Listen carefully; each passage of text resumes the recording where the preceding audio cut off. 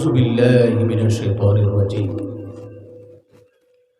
ومن يعظم شعائر الله فإنها من تقوى القلوب যে ব্যক্তি আল্লাহর নিশানির সম্মান দেয় সেটা হলো তার অন্তরের পরেশগারি। এখন আপনাদের মনে কোয়েশ্চন সৃষ্টি হইতে পারে, আল্লাহর নিশানি কি কি? এই পৃথিবীতে অসংখ্য অগণিত আল্লাহর নিশানি আছে, তার মধ্যে উল্লেখযোগ্য বড় হলো 4টা নিশানি। কয়টা? 4টা নিশানি। এই 4টা নিশানির মধ্যে একটা নিশানি হলো, আপনারা প্রায় শুনেন, আজকেও আপনারা শুনবেন। এই নিশানিটা হলো নামাজ। এই নিশানিটা কি? জুড়ে বলবেন, নিদর্শনটা কি? নামাজ। নামাজ আল্লাহর নিদর্শন কেন? এত গুরুত্বপূর্ণ কেন? আমার ভাইয়েরা, নামাজ এমন একটি ইবাদত যে ইবাদতের মাধ্যমে সৃষ্টি এবং স্রষ্টার মধ্যে সম্পর্ক সৃষ্টি হয়। অনেক জায়গায় আমাদেরকে মানুষ প্রশ্ন করে, হুজুর, আপনাদের এলাকার কথা বলতেছি না, বা এই ওয়াজ কমিটির কথা বলতেছি না, হুজুর ওয়াজ কমিটির যারা আছে তারা তো ওয়াজ পড়ায় কিন্তু তারা নামাজ পড়ে না। বারবার বলতেছি, এই ওয়াজ কমিটির কথা আমি বলতেছি না, হয়তো হইতে পারে কোনো জায়গায়। এজন্য সবার কাছে আমার অনুরোধ থাকবে, যথাসম্ভব চেষ্টা করবা আমি যেটা আল্লাহর কুদরতের নিশানি নামাজটা বললাম, এটা আন্তরিকতার সাথে পড়ার জন্য। এই যে নামাজ এমন একটি ইবাদত, যে ইবাদত অসংখ্য অগণিত ইবাদতের সমষ্টি। আপনি যখন নামাজে দাঁড়াইলেন, দাঁড়ানোর পরে যাচ্ছে তাই অবস্থায় কি আপনি দাঁড়াইবেন না এর আগে অনেক প্রক্রিয়া আছে? এর আগে অনেক প্রক্রিয়া আছে, অনেক খাস করতে লাগে। আপনার শরীর যদি অপবিত্র থাকে তাহলে আপনি পবিত্র করে নামাজে দাঁড়াইবেন, ঠিক কিনা? আর শুধু শরীর পবিত্র হলেই হবে না, তার আগে আরেকটা হলো ওযু করতে লাগে, লাগে কিনা? এজন্য কোরআন শরীফের মধ্যে কোন জায়গায় আল্লাহ রাব্বুল আলামিন বলেন নাই নামাজ পড়ো, আল্লাহ বলেন নামাজ কায়েম করো। নামাজ কি করো? জোরে বলেন, কি করো? কায়েম করো। আচ্ছা, কায়েম করা শব্দের অর্থ কি? পড়া আর কায়েম করা অনেক বেশ কম আছে। আপনি নরমালি আনুষ্ঠানিকতা পালন করলেন, মসজিদে গেলেন, ঘরে পড়লেন, আনুষ্ঠানিকতা পালন করলেন, এটা হলো নামাজ পড়া। আর কায়েম করার শব্দের অর্থ হইল নামাজের ফরজ, ওয়াজিব, সুন্নত, মুস্তাহাব যেগুলো আছে এইগুলা পালন করিয়া, যেগুলা মাকরু আছে এগুলা বাদ দিয়া আন্তরিকতার সাথে আদায় করার নাম হলো নামাজ কায়েম করা। এখন আমরা নামাজ শুধুমাত্র পড়তাম না, কায়েম করতাম? কায়েম করতাম। সুতরাং আমার ভাইয়েরা, আমরা যখন নামাজে দাঁড়াই, দাঁড়ানোর উপরে আপনারা মনে করবেন না যে আমি মসজিদের মধ্যে বা বাড়িতে যে আমি নামাজ পড়তেছি, আমি এমনিতেই খালি সামনাটা খালি করে কিছু নাই আমি পড়তেছি, না না। হাদিসে বর্ণিত, ইজা সাজাদাল আব্দু সাজাদা আলা কাদামাইর রহমান, যখন কোনো বান্দা নামাজ পড়ে, নামাজ কায়েম করে, তখন সেই ব্যক্তি আল্লাহর কুদরতের কদমে সেই ব্যক্তি শ্রদ্ধা করে। সুবহানাল্লাহ বলে। আল্লাহর কুদরতি কদমে সেই ব্যক্তি শ্রদ্ধা করে। নামাজের মধ্যে কিছু আছে ফরজ, কিছু সুন্নত, কিছু নফল, আছে কিনা? আপনার প্রশ্ন থাকতে পারে শুধু ফরজ হইলেই তো হইতো, সুন্নত নফল রাখার কি প্রয়োজন? আমার ভাইরা,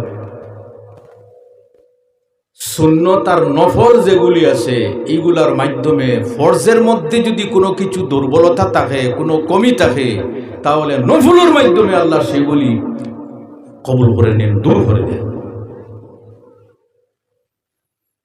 এজন্য কিয়ামতের দিন মানুষের আমলনামা যখন চেক হবে, এমনও কোনো মানুষ থাকবে তার আমলনামার মধ্যে শুধুমাত্র ফরজ আর ফরজ রয়েছে। রব্বুল আলামিন বলবেন, ফেরেশতাগণ তোমরা চেক করো আমার বান্দার আমলনামার মধ্যে নফল ইবাদত আছে কিনা। যদি তার আমলনামার মধ্যে নফল ইবাদত থাকিয়া থাকে, তাহলে ফরজের দুর্বলতা নফল দিয়ে তোমরা পূর্ণ করে দাও। সুবহানাল্লাহ বলেন। এজন্য আমরা নফল ইবাদত বন্দেগী করি। বেশিরভাগ ক্ষেত্রে দেখা যায় আগেও নফল সুন্নত, পরেও সুন্নত, ঠিক কি না? কিন্তু একটা নামাজ আছে, এই নামাজের আগে কোনো সুন্নত নাই। কোন নামাজ? মাগরিবের নামাজ। কোন নামাজ? হানফি মযহব মতে মাগরিবের নামাজের আগে কোনো সুন্নত নাই, সুন্নতটা হলো পরে। এজন্য এই যে নামাজ, এই নামাজ কিন্তু দান করা হয়েছে জমিনের উপর নয়, এই নামাজটা কিন্তু দান করা হয়েছে আল্লাহর আরশে। শুধুমাত্র যখন কোনো বান্দা ভালোভাবে, সুন্দরভাবে, সুষ্ঠুভাবে নামাজটা পড়বে, এই নামাজ পড়ার কারণে রব্বুল আলামিনের সঙ্গে সেই ব্যক্তির কিন্তু আত্মার সম্পর্ক হয়ে যায়। যারা পড়তেছে না বুঝবে। এজন্য নামাজ হলো আল্লাহর কুদরতের নিশানি। আল্লাহর হাবিব আলাইহিস সালাম যখন মেরাজ গমন করেছিলেন, এই মাস কিন্তু চলতেছে রজব মাস। কোন মাস? ইসলামী মাস কোনটা? রজব মাস। বলেন না কোন মাস? রজব মাস। আল্লাহর হাবিব আলাইহিস সালাম রজব মাসে আল্লাহর হাবিবের মেরাজ হয়েছিল। মেরাজ যখন হয়েছিল তখন আল্লাহর সঙ্গে সাক্ষাৎ হয়। সাক্ষাৎ হওয়ার পরে আমি অনেকবার আপনাদের কাছে বলেছি, আজকেও কিন্তু কিছু তত্ত্ব নিয়ে আমি আলোচনা করব। আল্লাহ সুবহানাহু ওয়া তাআলার দরবারে আল্লাহর হাবিব উপস্থিত হলেন আল্লাহর আরশের মধ্যে। তখন আল্লাহর হাবিব আলাইহিস সালাম বলেন, আত-তাহিয়াতু লিল্লাহি ওয়াস সালাওয়াতু ওয়াত তাইয়্যিবাত। পড়েন আমার সঙ্গে, আত-তাহিয়াতু লিল্লাহি ওয়াস সালাওয়াতু ওয়াত তাইয়্যিবাত। এটার নাম কি? আলহামদুলিল্লাহ, ছোট বাচ্চাটা জন্ম দিয়েছে, ধন্যবাদ। এটার নাম হলো তাশহুদ। তাশহুদ শব্দের অর্থ হলো সাক্ষ্য প্রদান করা। আল্লাহর হাবিব আল্লাহর দরবারে পেশ করলেন, আত-তাহিয়াতু লিল্লাহি ওয়াস সালাওয়াতু ওয়াত তাইয়্যিবাত। আমার মৌখিক যত ধরনের প্রশংসা, শারীরিক প্রশংসা, আর্থিক প্রশংসা, সমস্ত আল্লাহ সুবহানাহু ওয়া তাআলার জন্য। সুবহানাল্লাহ। কার জন্য?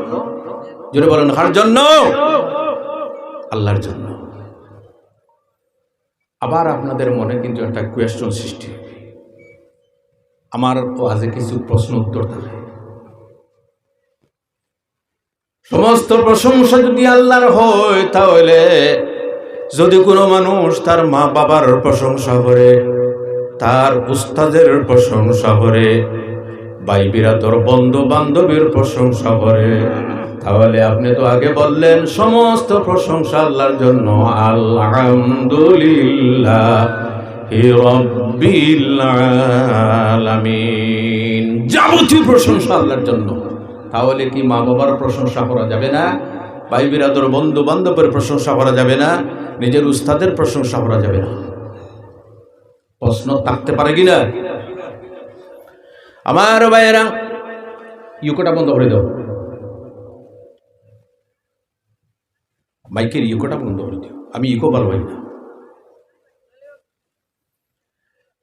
এর উত্তর হলো আমার ভাইয়েরা, যদি আপনার মা বাবার প্রশংসা করেন, আসলে সেটা শুধুমাত্র মা বাবার নয়, এটা কিন্তু আল্লাহ সুবহানাহু ওয়া তাআলার প্রশংসা হবে। যদি উস্তাদের প্রশংসা করেন তাহলে সেটা কিন্তু আল্লাহর প্রশংসা হবে। যদি রাসূলুল্লাহর প্রশংসা করেন তাহলে সেটা হবে আল্লাহ সুবহানাহু ওয়া তাআলার প্রশংসা। আচ্ছা, এই যে আমার সামনে মাইক আছে, আমি যদি মাইকের প্রশংসা করি তাহলে আসলে কার প্রশংসা হবে? মাইক যে তৈরি করেছে যে কোম্পানি, সেই কোম্পানির প্রশংসা হবে, ঠিক কিনা? এজন্য নামাজ হলো আল্লাহর কুদরতের নিশানি। আল্লাহর হাবিব তিনটা উপহার দান করলেন, আয় আল্লাহ, আমার মৌখিক এবং আমার শারীরিক, আমার আর্থিক যত ধরনের প্রশংসা সমস্ত আপনার জন্য। আল্লাহ সুবহানাহু ওয়া তাআলা আবার উত্তরে নবীজিকে দান করেন, আসসালামু আলাইকা আইয়ুহান নাবিয়্যু ওয়া রাহমাতুল্লাহি ওয়া বারাকাতুহু। আমার সঙ্গে আপনারা পড়েন, আসসালামু আলাইকা আইয়ুহান নাবিয়্যু ওয়া রাহমাতুল্লাহি ওয়া বারাকাতুহু। আসসালামু আলাইকা, হে নবী, আপনার উপর সালাম, ওয়া রাহমাতুল্লাহি, এবং আমার রহমত, ও বারাকাতুহু, এবং বরকত। সুবহানাল্লাহ। এই দিক থেকে নবীজি দান করলেন কয়টা? তিনটা। আর আল্লাহ দান করলেন কয়টা? তিনটা। নবীজির উপর সালাম, এই জন্য আমরাও তো নবীজির উপর সালাম দেই, দেই কিনা? জি, নামাজেও সালাম দেই, মিলাদ শরীফের মধ্যেও আমরা সালাম দেই নবীজি। আসসালামু আলাইকা, হে নবী, আপনার উপর সালাম, আপনার উপর শান্তি বর্ষিত হোক, ও রাহমাতুল্লাহি, এবং আমার রহমত, ও বারাকাতুহু, এবং আমার বরকত। সেই সময় আমার ভাইরা, নবীজি সাল্লাল্লাহু আলাইহি ওয়াসাল্লাম আমাদেরকে বলেন দেয়, আল্লাহর হাবিবের সঙ্গে সঙ্গে উম্মতকেও শামিল করে নিলেন। আসসালামু আলাইনা ওয়া আলা ইবাদিল্লাহিস সালিহিন। আমার সঙ্গে পড়েন, আসসালামু আলাইনা ওয়া আলা ইবাদিল্লাহিস সালিহিন। আয় আল্লাহ, শুধুমাত্র আমার উপরে নয়, আপনারা যত নেককার বান্দা আছেন সমস্ত নেককার বান্দাগুলির উপর সালাম, রহমত এবং বরকত। আবার আপনাদের মনে প্রশ্ন আসতে পারে, এখানে তো বলা হয়েছে নেককার, তার মানে গুনাহগার নাই। জি, এখানে বলা হয়েছে নেককার, তার মানে গুনাহগার যারা, তাদের উপর রহমত, বরকত, সালাম কি আল্লাহর পক্ষ থেকে অবতীর্ণ হবে না? হবে। একটা এক্সাম্পল দেই, যদি কোনো মানুষের দুইজন ছেলে থাকে, একজন ছেলে ইঞ্জিনিয়ার অথবা ডাক্তার, আর আরেকজন ছেলে আপনাদের হোক না কিন্তু বলতে লাগে যেমন সুর। যদি কেউ জিজ্ঞাসা করে যে আপনার ছেলে কয়জনের? দুজন। কোনটায় কি করে? তখন উত্তর কি দিবে? জি, যে ভালো ইঞ্জিনিয়ার অথবা ডাক্তার, তার কথা আগে বলবেন না, বলবেন আল্লাহ শুকরিয়া, একটা আমার সুর। জি, নবীজি যদিও গুনাহগার মানুষের কথা উল্লেখ করেন নাই, কিন্তু রাসূলুল্লাহর উত্তরের মধ্যে ছিল, আয় আল্লাহ, যদিও আমার গুনাহগার, আপনার গুনাহগার বান্দাগণের কথা আমি উল্লেখ করি নাই, কিন্তু আমি রাসূলুল্লাহ গুনাহগার মানুষের জন্য একটা স্পেশাল উপহার রাখছি। এই স্পেশাল উপহারটি হলো শাফাআতি লিআলিল কাবাইর মিন উম্মতি। আমি আমার উম্মতের জন্য সর্বদা আমি আল্লাহর দরবারে দোয়া করব, আর কিয়ামতের দিন আমি রাসূলুল্লাহ আমার গুনাহগার উম্মতের জন্য আমার শাফাআত আমি রাখছি। এজন্য আমার ভাইয়েরা, আল্লাহর হাবিব আলাইহিস সালামের ইরশাদ, হায়াতি খায়রুল লাকুম ওয়া মামাতি খায়রুল লাকুম। আমার জীবনের তাহাও তোমাদের জন্য ভালো, আর আমার দুনিয়া থেকে যাওয়াও তোমাদের জন্য ভালো। জীবনে তাহা কিভাবে ভালো? আমি রাসূলুল্লাহ আমার সাহাবায়ে কেরামগণের মধ্যে ছিলাম, আমার সাহাবায়ে কেরামেরা আমাকে দেখেছেন, আর যে ব্যক্তি নবীজিকে ঈমানের সাথে একবারে দেখে সেই ব্যক্তির জন্য আল্লাহ দুজখের আগুন হারাম করে দেন। লা তামাসুন নারু মাররাআনি, যে ব্যক্তি আমাকে দেখলো ঈমানের সাথে তার জন্য দুজখের আগুন হারাম। ওমার রাআনি ওমান, আর যে ব্যক্তি যারা আমাকে দেখলো তাদেরকেও যদি দেখে তাহলে তারাও কিন্তু এই সুসংবাদের মধ্যে তারাও শরীক হইবে। এজন্য এই যে আল্লাহর হাবিব সাল্লাল্লাহু আলাইহি সাল্লাম তিনটা উপহার দান করলেন, গুনাহগারের কথা যদিও উল্লেখ করেন নাই, কিন্তু অন্তরের মধ্যে রাসূলুল্লাহ ছিল। আল্লাহর হাবিব এখন মদিনা শরীফে আছেন কিনা? জি, আল্লাহর নবী মদিনা শরীফের জমিনে শায়িত আছেন, রাসূলুল্লাহ কবরে জীবিত। আমরা যারা আছি আমরা বিশ্বাস করি রাসূলুল্লাহ কবরের মধ্যে জীবিত। শুধুমাত্র নবীজি নয়, আল্লাহিয়া আল আম্বিয়া ও আহিয়ারুম ফি কুবুরিহিম ইউসাল্লুন। যত আম্বিয়া কেরাম এই পৃথিবী থেকে বিদায় নিয়েছেন, সমস্ত আম্বিয়া কেরাম কবরে জীবিত, এবং তারা কবরের মধ্যে নামাজ পর্যন্ত পড়ে। এখন নবীজি কবরের মধ্যে কি করতেছেন? আল্লাহর হাবিব বলতেছেন, হায়াতি খায়রুল লাকুম, আমার জীবনের তাকাটাও তোমাদের জন্য ভালো, আর জীবন থেকে বিদায় নেওয়াটাই, এই দুনিয়া থেকে বিদায় নেওয়াটাই তোমাদের জন্য ভালো। সুবহানাল্লাহ বলেন। এখন প্রশ্ন করবেন, নেওয়াটা কিভাবে ভালো? তাহলে তো ভালো সবে জানি, কিন্তু যাওয়াটা কিভাবে ভালো? আমার ভাইয়েরা, আল্লাহর হাবিবের ইরশাদ, তুরাদু আলাইয়া আমালুকুম, তোমাদের আমলনামা আমি নবীজির সম্মুখে পেশ করা হয়। এক বর্ণনা মতে সপ্তাহে 2 দিন নবীজির কাছে উম্মতের আমলনামা পেশ করা হয়। গোটা পৃথিবীর যত মুমিন মুমিনা যত মানুষ আছে প্রত্যেকের আমলনামা নবীজির খেদমতে উপস্থাপন করা হয়।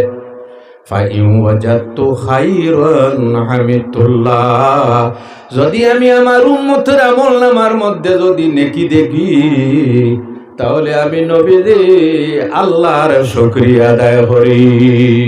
আর আমার উম্মতের আমলনামার মধ্যে যদি আমি গুলা দেখি, ইস্তাগফারতু লাকুম, আমার উম্মতের জন্য আমি নবী আল্লাহর কাছে মাগফিরত চাই। এর জন্য আমার ভাইরা, আল্লাহ সুবহানাহু ওয়া তাআলা নবীজিকে সেই জায়গার মধ্যে দান করলেন 50 ওয়াক্ত নামাজ। নবীজি 50 ওয়াক্ত নামাজ নিয়ে রওনা দেন। রাস্তার মধ্যে দেখা হলো মুসা কলিমুল্লাহর সাথে। জিজ্ঞাসা করলেন, মুসা, হয় নবী আখিরি জমানার, আল্লাহ আপনার উম্মতের জন্য কি দান করেছেন? আল্লাহর হাবিব বলেন, আমার উম্মতের জন্য আল্লাহ সুবহানাহু ওয়া তাআলা 50 ওয়াক্ত নামাজ দান করেছেন। মুসা কলিমুল্লাহ বলেন, 50 ওয়াক্ত নামাজ পড়া আপনার উম্মতের জন্য সম্ভব নয়। এক ওয়াক্তের নামাজ পড়ে বাড়ি যাইতে না যাইতে আর ওয়াক্তের আযান সম্ভব নয়। আপনি যান আল্লাহর কাছে। এখানেও আপনারা একটা প্রশ্ন থাকবে, আল্লাহর হাবিব আল্লাহর দরবারে গেলেন, যাওয়ার পরে রব্বুল আলামিন 5 ওয়াক্তের নামাজ কনসিডার করে দিলেন। এক বর্ণনা মতে 10 ওয়াক্তের নামাজ আল্লাহ কনসিডার করে দিলেন। কত ওয়াক্তের বাকি রয়ে গেছে? 40 ওয়াক্তের, 40 ওয়াক্তের। মুসা কলিমুল্লাহর সঙ্গে সাক্ষাৎ হলো।